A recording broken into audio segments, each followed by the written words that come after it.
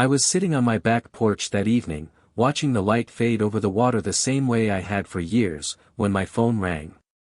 My brother's name appeared on the screen, a name that once meant comfort, history, blood. Now it only stirred a heaviness I couldn't explain. I answered. He didn't even say hello. His voice cracked, low, trembling with something that sounded too much like fear. Listen. I need to tell you something before you hear it from someone else. For a moment, the world around me stilled, the wind, the water, even my own breath. I'd heard many things from him over the years, apologies, requests, excuses. But never a tone like this. He inhaled shakily. I messed up. I used Dad's property as collateral, without telling you. I forged your signature. The bank's coming after both of us. My fingers tightened around the phone. Not from anger. From the kind of disbelief that hollows a man out from the inside. The house he was talking about wasn't just land. It was our father's legacy, 47 years of sweat, scraped knuckles, and stubborn pride. The one place Dad asked us to protect, even when he was too weak to speak. And my own brother had traded it away behind my back. He kept talking, something about overdue payments, threats, a debt he couldn't control, but the words drifted like distant thunder. All I heard was the quiet truth settling into my bones. He didn't call to confess. He called because he was drowning and needed someone else to pull the weight under with him. If you're listening to this, take 1 second to subscribe, so you don't miss stories like this, stories that remind us how deeply family can cut. Because what my brother said next, what he admitted in a broken whisper, was only the beginning of a betrayal that would tear open a truth he never expected me to uncover. And by the time I was done, he would learn that silence, my silence, was never surrender. It was preparation. People say brotherhood is unbreakable, that the bond formed in childhood outlasts distance, aging, even conflict. But they never talk about what happens when that bond cracks quietly over time, weakening in places no one notices until the whole structure collapses in a single moment. That night, after my brother's confession, I didn't shout. I didn't curse. I didn't demand explanations. I just sat there with the phone pressed to my ear, listening to the man I'd once carried on my shoulders, the man I defended more times than I can count, admit he had gambled away the last piece of our father's legacy. People think silence is the absence of emotion. They're wrong. Silence is where the real storm gathers. It's where a man counts every betrayal he once brushed aside, and finally decides which line can't be crossed. I realized then that betrayal from strangers wounds the skin, but betrayal from blood wounds the bone. And when it comes in your 60s, when you have more past than future, it hits differently. It changes the air you breathe. But something else settled in me too, clarity. If my brother could twist our history to save himself, then I would have to unearth the truth he buried, and protect what was left of our father's name. So if you're still here and you appreciate stories that peel back the layers of family, loyalty, and justice, make sure you subscribe. Because what happened next was not anger. Not revenge. It was the moment I stopped carrying his weight, and made him face the truth he thought I'd never discover.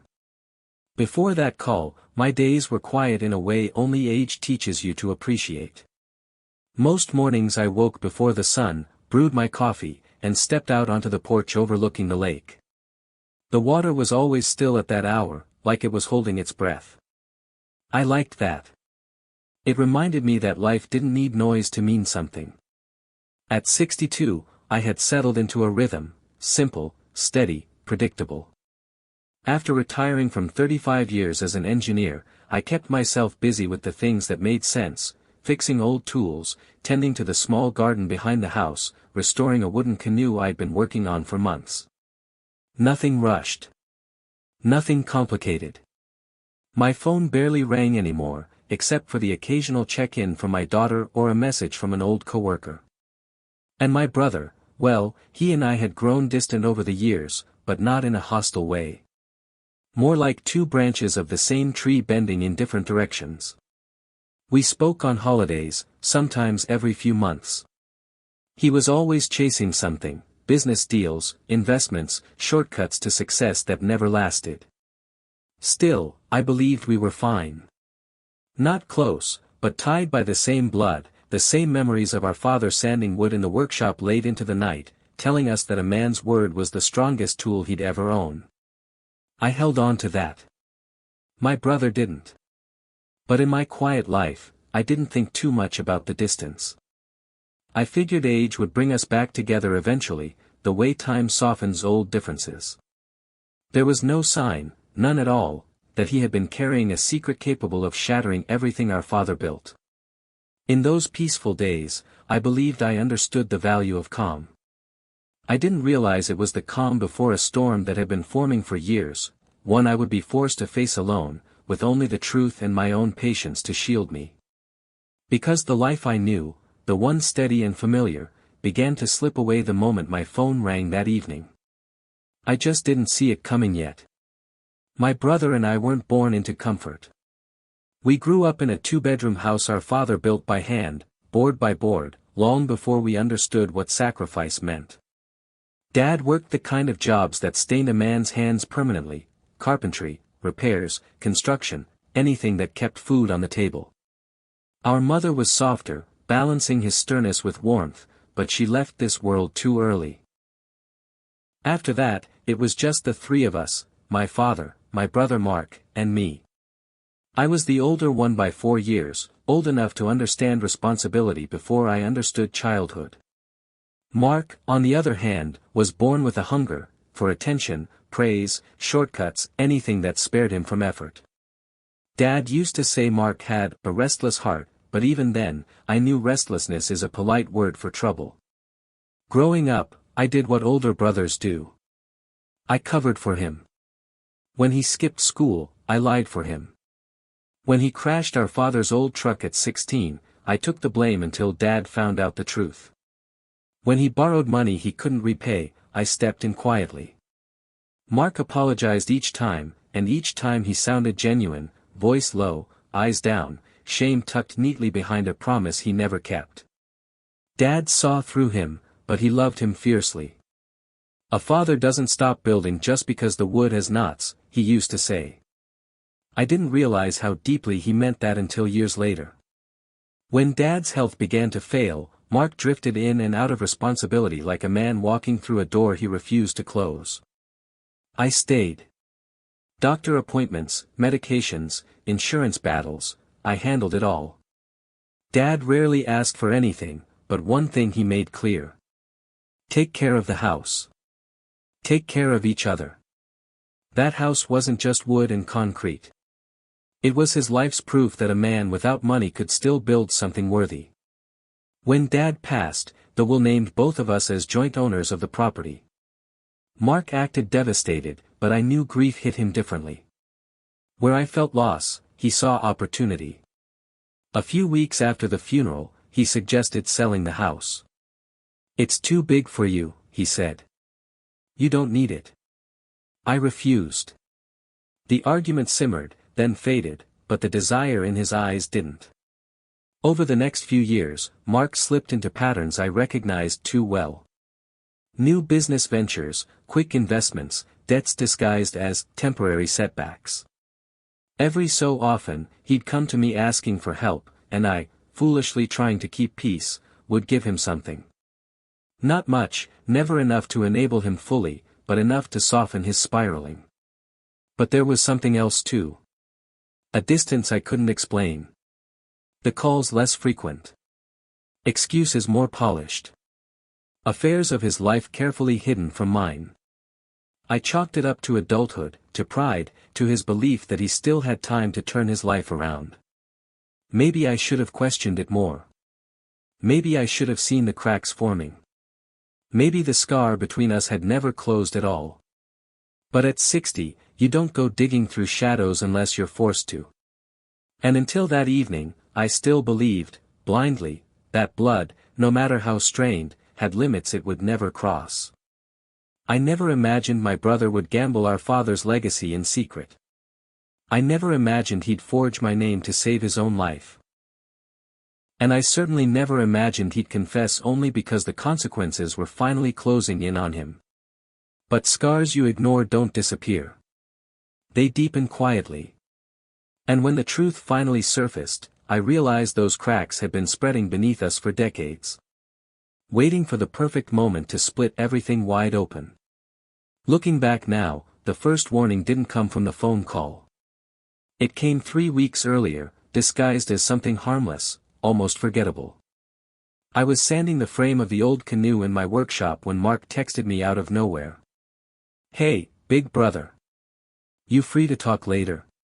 Those words alone weren't unusual, but the tone was.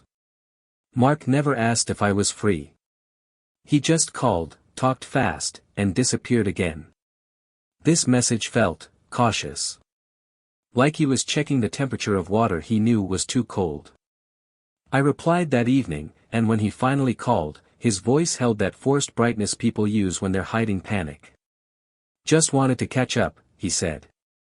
"See how you're holding up." Holding up. I hadn't been sick. Nothing in my life had changed. There was no reason for that kind of concern, not from him. Still, I let it go. We talked about the weather, the canoe, the usual meaningless updates. But beneath his words, I could hear something else, the stalling, the pauses, the irregular breaths. He was circling a subject he wouldn't name. Then he asked an odd question. "Hey, do you ever check on Dad's property? Like, the paperwork? Taxes and stuff?" His voice tightened on the last word. I told him I handled the annual taxes as always and kept the documents in the safe. He hummed, too fast. "Good, that's good." Before I could ask why he cared, he ended the call abruptly, claiming he had another line ringing. That was the moment something in me shifted. My brother had never cared about paperwork, taxes, or anything resembling responsibility. The next day, I went to the safe and opened it. Everything looked fine. Neatly arranged, untouched. But a strange feeling lingered, like walking into a familiar room and sensing someone had been there while you were gone. I closed the safe, telling myself I was overthinking. After all, Mark had pulled stunts before, but nothing catastrophic. Nothing irreversible. I should have listened to that instinct. That uneasy whisper in my gut. Because the red flag I brushed aside was really the first shadow of a storm he had already unleashed in my name. And soon, I would see just how much damage he'd done before that call ever reached me. When Mark finally called that evening, the sky over the lake had already turned the color of ash. I remember the way the light dimmed as if it knew what was coming. My phone buzzed once, twice, then a third time, his name flashing across the screen. I almost let it ring out. Almost. But something in my chest tightened, the way it does moments before a wound is reopened. I answered. For a few seconds, neither of us spoke. All I heard was his uneven breathing, the way someone sounds when they're rehearsing a confession they've avoided for far too long. "Are you sitting down?" he finally asked. I stayed standing. "Just say it." He swallowed audibly. "I messed up, badly." That meant nothing coming from him. Mark had messed up his whole life, debts, jobs, relationships. But the tone in his voice was different this time. There was no outrage, no excuses, no bravado. Just defeat. He exhaled shakily. "I used the house." My spine stiffened. "What house?" "Our father's property," he whispered. "The one he left us." The world dimmed a little more, but I stayed silent. Mark continued, voice unraveling. "I didn't mean to. It wasn't supposed to go this far. The loan officer said everything was routine.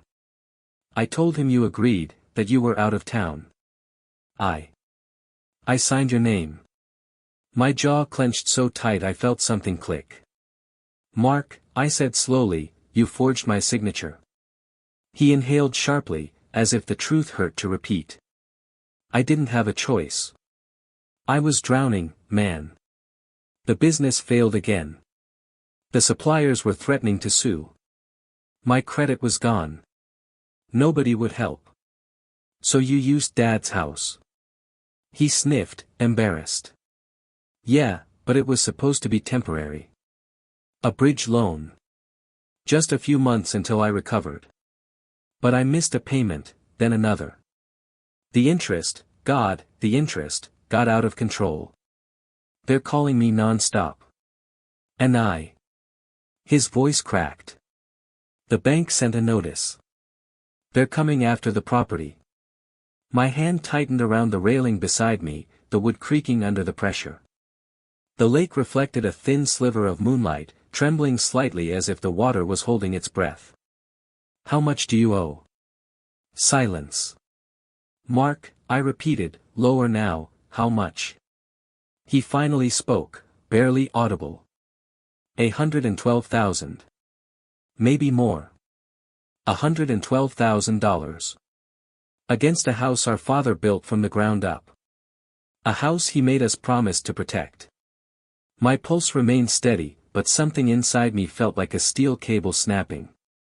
I didn't speak. Not yet. And my silence sent him spiraling. Please. Please say something, he whispered. I didn't know what else to do. Eventually, I did. Why didn't you tell me? Another silence, this one heavier. Because, he said, voice trembling, I knew you'd say no. And I knew you'd be right. Honesty, for once. Brutal, late honesty. He kept rambling, digging himself deeper with every word. I thought I could fix it. I really did. I thought the business would turn around. I thought I had time. But now the loan is in default, and they said both owners are legally responsible. Both. That means you too. I didn't mean to drag you into this. Drag me into it. He said it like I had simply caught a cold from him. What do you want from me? I asked. He cried softly then, quiet, desperate sobs. I don't know. Help. A plan. I couldn't hide it anymore. There it was. Not remorse. Not accountability. Fear. He confessed because the consequences finally outweighed the lie. Not because he respected me. Not because he respected Dad's memory. But because he had run out of places to hide. I stared out at the lake, the water now completely still. The kind of stillness that warns a storm is gathering beyond the horizon. Mark, I said calmly, you need to send me everything. Every document. Every notice. Every email. Tonight. His relief was immediate and pathetic. Yes.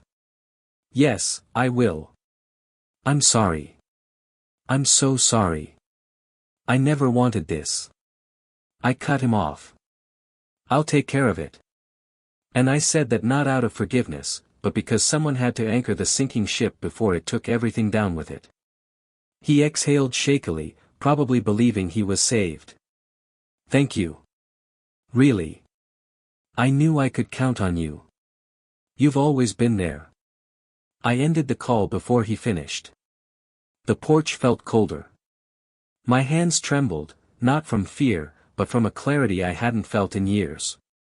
The kind that comes when truth finally stops circling and lands directly at your feet. I stood there looking at the lake, hearing my father's voice in the memory of a workshop buzzing with tools. A man who lies with ease will steal with ease. And a man who steals from blood has no bottom to how far he'll fall. I finally understood what he meant. Because my brother's confession wasn't the whole truth. It was only the first crack. By the time I read those documents later that night, I would discover a betrayal so deliberate, so calculated, that it would tear apart decades of loyalty in a single blow. And in that moment, I promised myself one thing. I would uncover every lie he buried. And I would make him face the consequences he thought he could escape. After the call ended, the house felt unnaturally quiet, so quiet it pressed against my chest like weight. I walked back inside, set the phone on the table, and turned off the lights. But darkness didn't bring rest. It sharpened everything. I sat in my father's old armchair, the one he used to collapse into after long days in the workshop. The leather was worn, cracked in the same spots where his elbows once rested.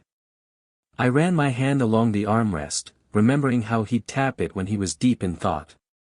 He'd tap twice when something didn't sit right with him. Tonight, I found myself doing the same. Mark's confession echoed through my mind, each sentence cutting deeper the more I replayed it. The forged signature.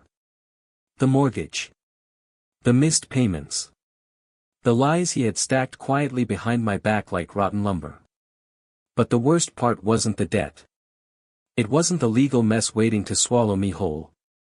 It was the realization that he had looked at our father's legacy, 40 years of sweat and sacrifice, and seen nothing but collateral. A lifeline for another reckless decision. I stared out at the lake through the window. The water was black, rippling in small, uneasy movements. It reminded me of the night our father told me he feared what Mark's life would become if he never learned to stand on his own. "He's always leaning on you," he'd said.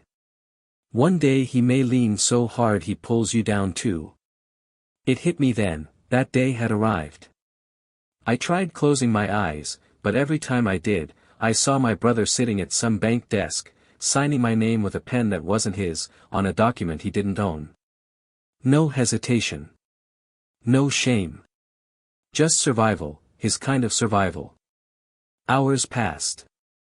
The clock ticked loud in the silence, each sound marking another second of sleep I wouldn't find.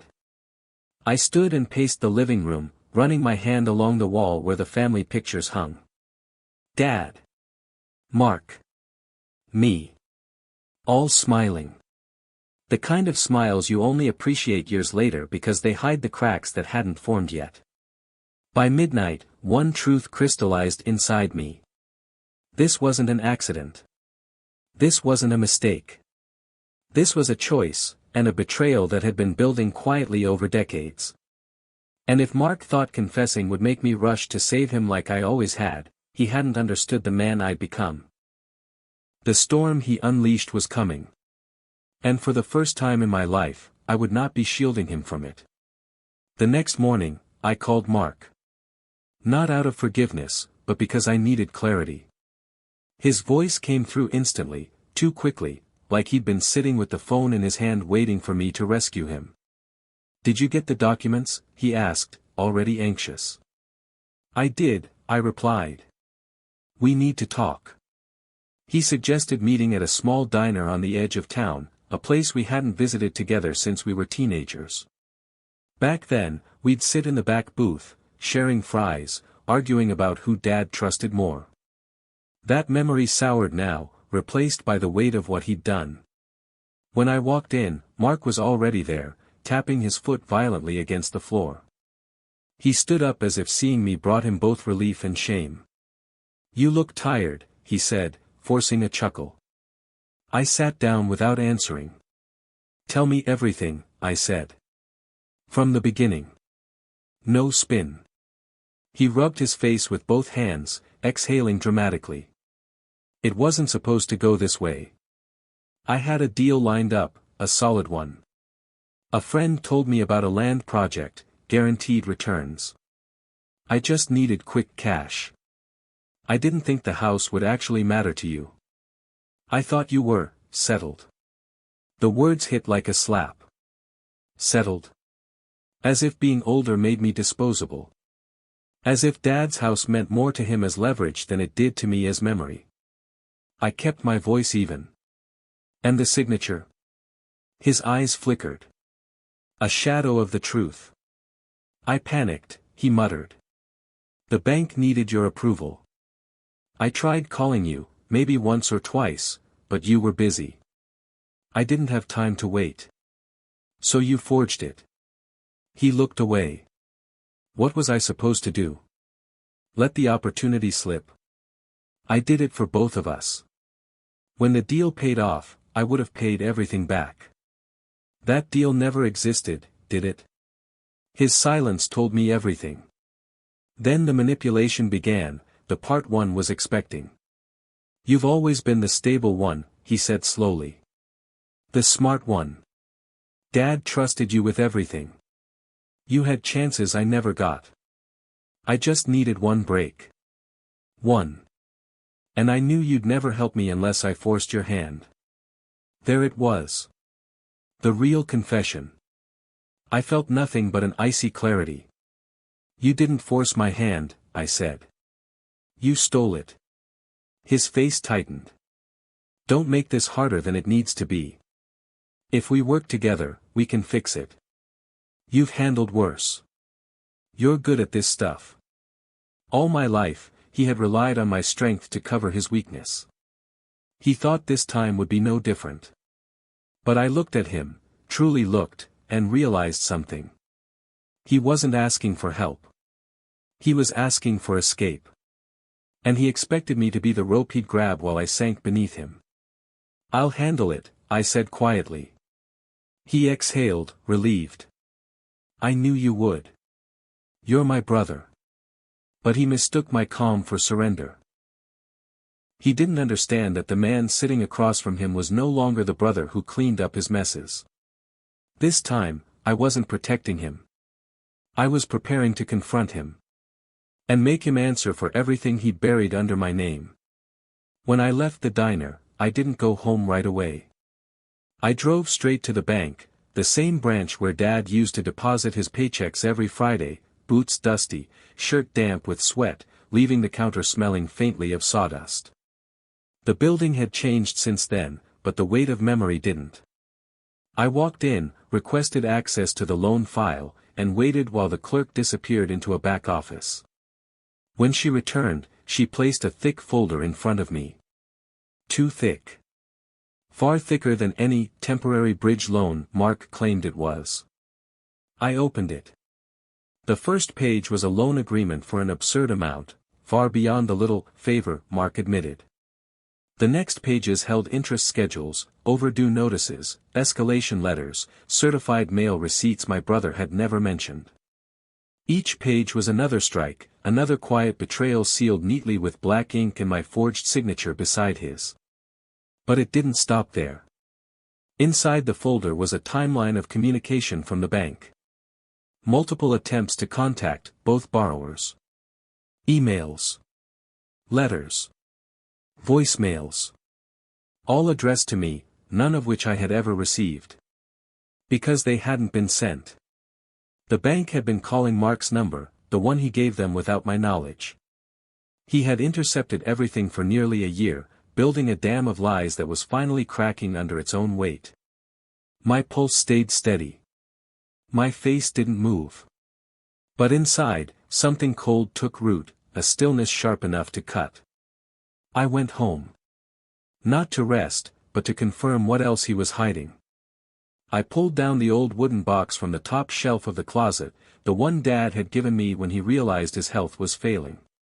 He had placed all the property deeds, receipts, and tax records inside. "Keep this safe," he'd said. "It holds everything I've built." I set the box on the dining table, opened it, and spread its contents across the surface. One by one, I matched the original documents against the digital copies Mark had sent me the night before. Every record he forwarded was incomplete, missing attachments, missing pages, missing signatures. And the more I compared, the clearer it became. He hadn't stumbled into a mistake. He had orchestrated a cover-up. There were discrepancies in dates, mismatched seals, even an altered copy of the deed that conveniently blurred the section outlining joint responsibility. He had fed me fragments, just enough to keep me from exploding at the diner. But the full truth was darker. 2 months before he confessed, Mark had attempted to refinance the loan behind my back. Twice. Both times he was denied because the bank flagged the signature inconsistency. He knew the lie was collapsing. He knew legal action was inevitable. And he had been scrambling desperately. Not to fix it, but to hide it from me long enough to disappear. I felt my stomach tighten in a way that reminded me of the day Dad died, not grief, but the sudden emptiness of understanding something irreversible had just happened. I turned to my father's old notebook, still tucked inside the box. On the first page, in his shaky handwriting from his final years, he wrote, "A man's true nature isn't who he is when life is good. It's who he becomes when he's cornered." I finally understood what cornered had made Mark. I sat at the table for hours, documenting everything. Dates. Amounts. Forged pages. Altered files. Inconsistencies.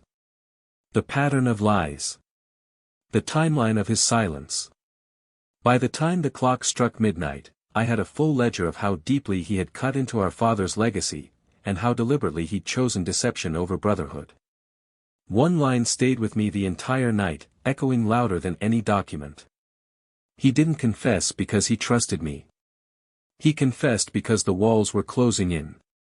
And as I closed the notebook, I realized the cost of that betrayal wasn't measured in dollars or interest.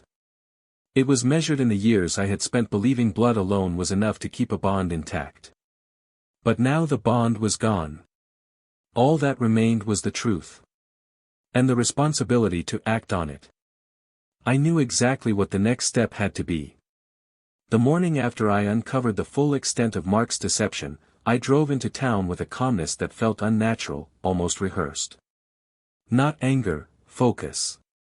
The kind of focus a man reaches when he finally accepts the truth he's been avoiding. I parked in front of a small law office tucked between a pharmacy and an old hardware store. The sign on the door read, "Harper and Wynn, Property and Civil Litigation." I had never been inside before, but I knew the type of help I needed couldn't come from family talks or emotional appeals. It needed to come from the law, cold, quiet, and precise. Inside, a woman in her late 40s greeted me. "Do you have an appointment?" "No," I said. "But I believe I have a situation that can't wait." Something in my tone must have told her enough, because she led me to a small office where attorney Evelyn Harper sat behind a neat wooden desk. Sharp eyes. Calm posture. A presence that didn't need raising its voice to command a room. I handed her the folder of documents, the bank printouts, the forged agreement, the mismatched signatures, my father's original deeds. She read everything carefully, tapping her pen lightly against the page, a habit I recognized from years working with engineers analyzing structural blueprints. She tapped only when the foundation was failing. When she finished, she closed the folder slowly. "This isn't a misunderstanding," she said. "It's deliberate fraud. He exposed you to liability, misrepresented ownership, forged federal documents, and concealed notices. If the bank escalates, you're both accountable, but you have far more leverage than he does." I nodded once. I already knew. She continued, "You have two choices: negotiate privately or take legal control of the situation." "Legal control," I said. No hesitation. She studied me for a moment. "Most people choose negotiation to spare the relationship. That relationship died the moment he signed my name." She accepted that with a single nod. "Then we proceed." She drafted the first formal notice, a demand for immediate disclosure of all accounts, records, and balances connected to the loan. A second document notified Mark that I was initiating steps to separate liability and reclaim full ownership of the property pending investigation. In her words, "This is the first strike. Clean. Lawful. Irreversible." When everything was compiled, she slid a white envelope across the desk. Thick. Heavy. Sealed with a red adhesive strip that made the entire thing feel like a verdict. "You deliver this yourself," she said. "Hand to hand. Look him in the eye when you do. It will remind him that truth has a face." I held the envelope, feeling the weight of every page inside. Not money. Not forgiveness. Evidence. Accountability. A declaration that I was no longer the brother he could manipulate with excuses and desperation. As I left the office, the wind picked up, scattering dust across the sidewalk. I paused, gripping the envelope, and understood something clearly. Mark believed confession would save him. He believed I'd rush to fix the damage like I always had. But this time, the damage wasn't a dent in Dad's truck or a missed bill. This time, he had broken the foundation of our bloodline. And I was going to make him face every splinter of it. The envelope in my hand wasn't just paper. It was the beginning of accountability he thought he'd never have to meet. I drove to Mark's house that afternoon, the envelope resting on the passenger seat like a living thing, silent, heavy, waiting. The closer I got, the more the sky darkened, clouds gathering in a slow, deliberate formation. Fitting. Some confrontations deserved to happen under a storm. Mark lived in a townhouse he could never afford without loans and lies. Even before I knocked, I heard movement inside, hurried steps, drawers closing, something falling to the floor.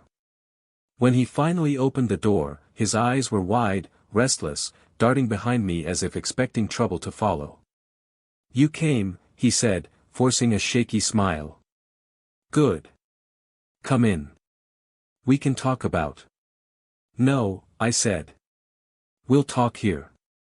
His smile faltered. "What's wrong?" I held out the envelope. He stared at it, confused at first, then cautious. He took it slowly, like he feared it might burn him. "What's this?" "Everything you've been hiding," I replied. He tried to laugh, but the sound collapsed before it even formed. He tore open the seal, expecting, what? Mercy? Money? An older brother stepping in one last time? His expression changed the moment he saw the first page. His eyebrows pulled together. His breathing hitched. His fingers trembled as he flipped to the second page, then the third. The legal demand. The fraud identification. The notice of liability separation. The motion of property reclamation. And at the bottom, my official statement that I would no longer be responsible for his debts or his consequences. He looked up at me, stunned. What is this supposed to mean?" "It means," I said evenly, "the mess you created is finally yours." His voice cracked into something sharp and panicked. "You're filing against me? You're actually taking legal action?" "I came to you for help." "No," I said. "You came to me because you got caught." He stepped forward, anger rising through the fear. "I'm your brother. You can't do this. You should have thought about that before you forged my name." He froze. The truth hit him with the full force of its weight. But panic never leaves quietly. "This is going to ruin me," he whispered. "Everything's going to fall apart. You don't understand how deep I'm in." "I understand exactly how deep you dragged me with you," I replied. "You didn't confess to be honest. You confessed because the walls were closing in." He slammed the envelope on the table near the doorway. "We can fix this together. Like always." "There is no together," I said. "Not anymore." His voice turned sharper, laced with desperation. "You're choosing a house over your own blood?" I stepped closer. "You didn't just risk a house. You risked Dad's legacy. His entire life. And you did it with my name, knowing I'd be left with the fallout when you ran." He clenched his teeth. "So that's it? You're abandoning me?" "No," I said quietly. "You abandoned me the moment you chose deceit over truth." He looked away then, jaw tight, fists clenched, breathing uneven. I saw something break in him, but it wasn't regret. It was entitlement fracturing under the weight of accountability. "You don't know what it's like to fail," he said bitterly. "To be the one who disappoints Dad over and over. You were always the favorite. The responsible one. You never needed help. And you used that as an excuse to steal." He recoiled, the truth hitting harder than any accusation. I took the envelope from the table, tapped it lightly, and extended it back to him. "These are the papers that start the process. You'll receive the rest from my attorney." He didn't take it. He stared at me with something I'd never seen from him before, not anger, not fear, but recognition. Recognition that the brother who always cleaned up his damage was no longer standing in front of him. I placed the envelope in his hands myself. He whispered, "You're making a mistake." "No," I said. "I'm correcting one." When I turned to leave, he didn't follow. Didn't shout. Didn't beg. He just stood there, clutching the envelope like a verdict he never thought would come. As I stepped into the cold air, the first drop of rain hit my face, a slow, heavy drop, as if the sky had been waiting for me to make that choice. The storm finally broke. And so did the last illusion I ever had about the man my brother truly was. For 2 days after the confrontation, Mark went silent. Not a call. Not a message. Nothing. I knew that silence well. It wasn't reflection. It was calculation. On the third evening, the storm began. My cousin Daniel called, voice stiff. "Mark says you blindsided him, that you're trying to take Dad's house entirely for yourself." I closed my eyes for a moment. One lie, and he'd already spread it like wildfire. A few hours later, an aunt I hadn't spoken to in months sent a message accusing me of being cold-hearted and vindictive.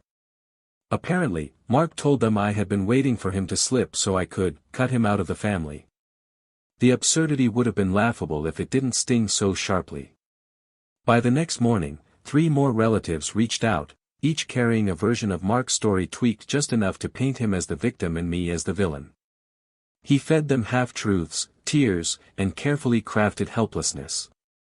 And because most people avoid the discomfort of facts, they ate it whole. But I didn't respond. Not a single explanation. Not a single defense.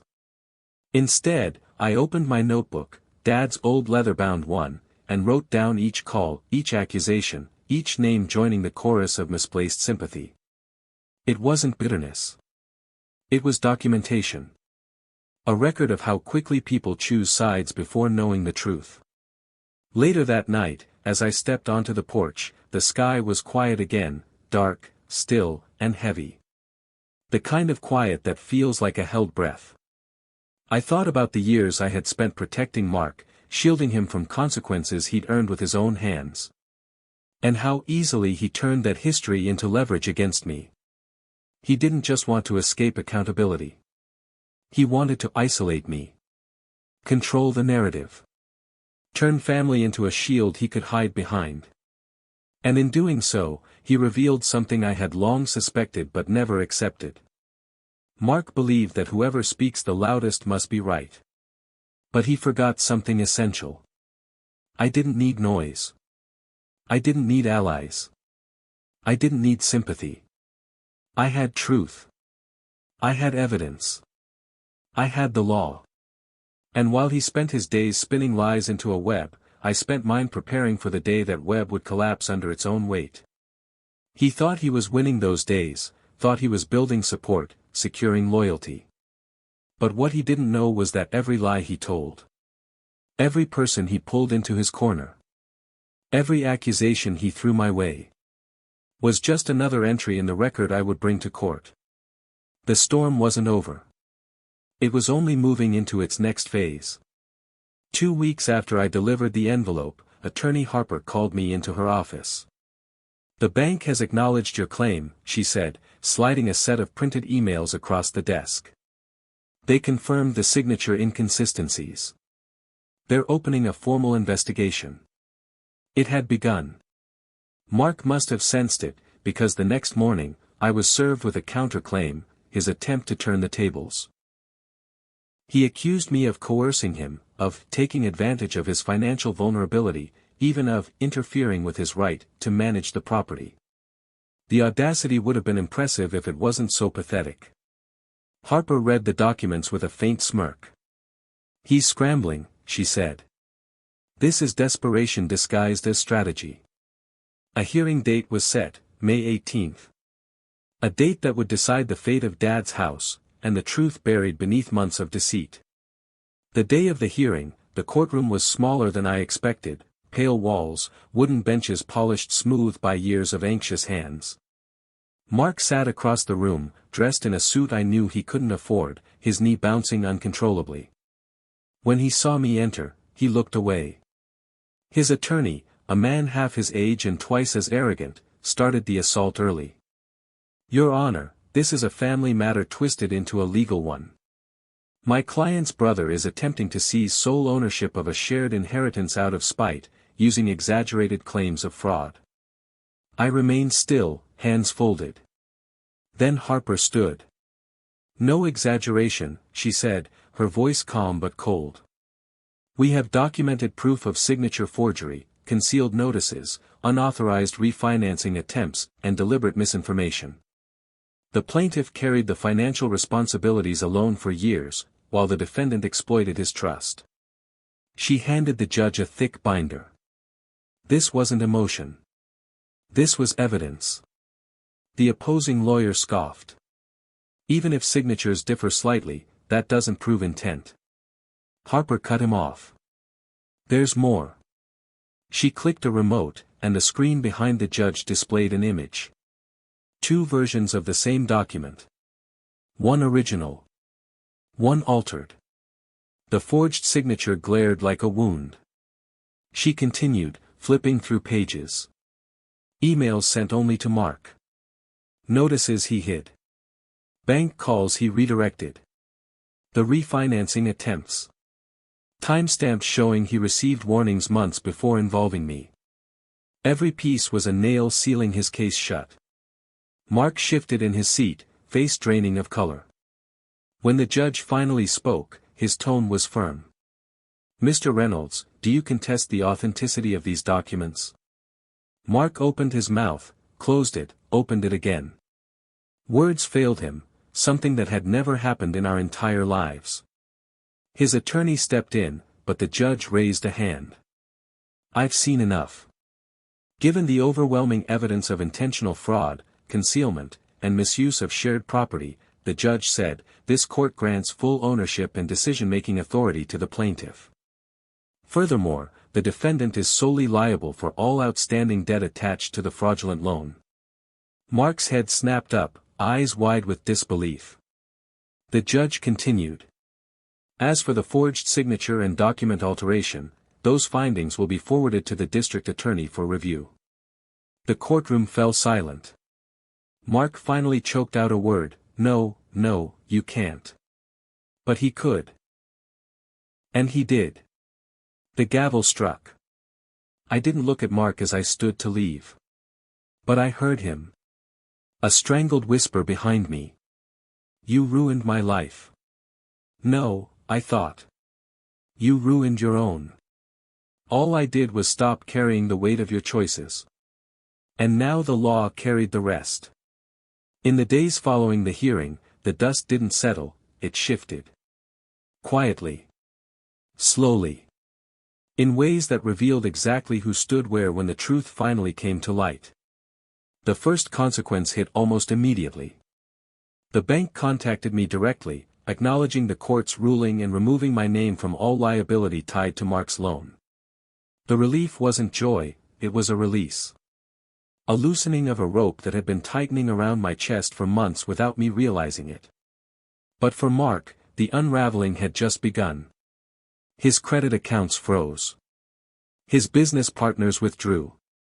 One even called me privately to apologize, admitting he'd suspected Mark was hiding something long before the court stepped in. The look in the man's eyes, some mixture of pity and exhaustion, told me Mark had burned more bridges than even I knew. Then came the family fallout. The same relatives who believed his lies went silent. Not one apology. Not one acknowledgement of how quickly they had chosen his story over mine. But I didn't need their words. Their silence was clearer than anything they could have said. They weren't supporting Mark because they trusted him. They supported him because it was easier than accepting how deep his deceit went. When denial crumbled, so did their loyalty. Meanwhile, Mark spiraled. He started calling, first once a day, then repeatedly, his voice swinging between guilt, rage, and desperation. I didn't answer. There was nothing left to say that law hadn't already made clear. Eventually his calls stopped, replaced by short, defeated texts. "I need help. Please just talk to me. You're still my brother." I didn't respond to those either. Justice had already spoken, anything more would only drag me back into the same cycle I'd spent a lifetime trapped in. One evening, I stood outside watching the sun sink into the lake, orange, heavy, final.